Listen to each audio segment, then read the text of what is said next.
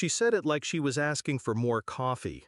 If you really loved me, you'd let me have one last weekend with him. Her tone was casual. Her eyes stayed on the toast she was buttering. For a second, my mind went blank. No shouting, no slammed fists, just the quiet hum of the refrigerator and the sound of her knife scraping the bread. I nodded, took a sip of my coffee, and while she packed her overnight bag for her goodbye weekend, I packed mine for something else entirely.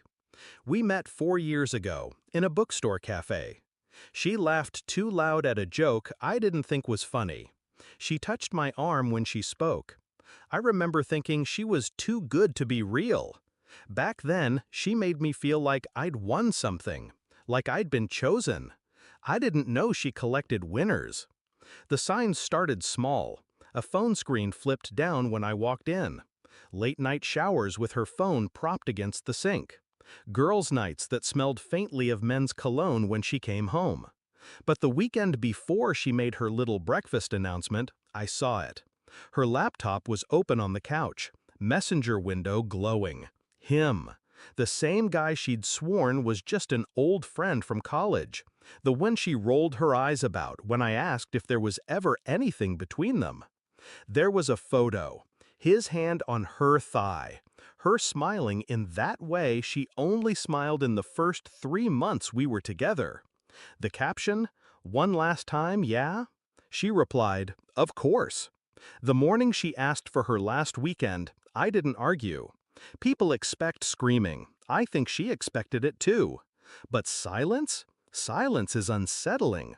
I let her leave without a single question. I didn't follow her. I didn't beg. I just began. First, the joint account. We'd set it up for future plans. She never bothered to check the balance. Numbers bored her. She left that to me. So I moved my half out, quietly, legally. Then the apartment. My name was the only one on the lease. I called the landlord that afternoon, gave my 30-day notice, and signed for a short-term corporate rental 2 blocks away. Her things?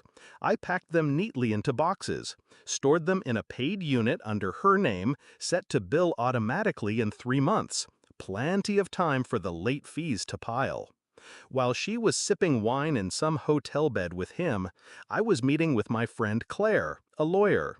She drafted a simple, airtight agreement stating that she was voluntarily relinquishing any claims to shared property. I'd forgotten to mention it to her until the night she came back. Sunday night, she walked in like nothing had happened. Hair messy, perfume not hers. She smiled. It was closure, she said. I handed her the paper. "Sign this." She frowned. "What is it?" "A formality. Just make sure you get your stuff and I get mine. Clean break." She signed without reading. People like her don't read details. They just assume the fine print works in their favor. Over the next week, I dismantled the life she thought she still had. The streaming accounts? Mine. The car lease? Mine. The vacation she thought we'd booked for next month? I called the resort, moved the dates forward, and took someone else. Her phone calls started on a Tuesday. "Where's the Netflix password? Why is the car gone? Why are my things not in the apartment?" By Friday, the tone had shifted. "You can't just disappear on me like this. Can we talk? I think I made a mistake." 3 weeks later, she showed up at my new place. I didn't answer. She left a note under the door. "Please, I don't want him. I want you." I kept it, not because I cared, but because it was proof.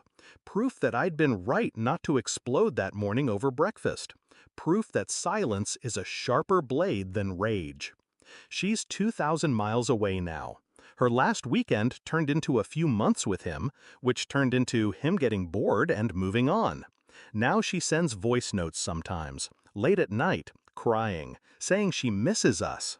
I listened once, then delete. I don't hate her anymore. I don't love her either. She thought betrayal was a game.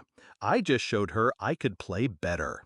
The thing about letting someone walk away for one last time is this: you never have to open the door again.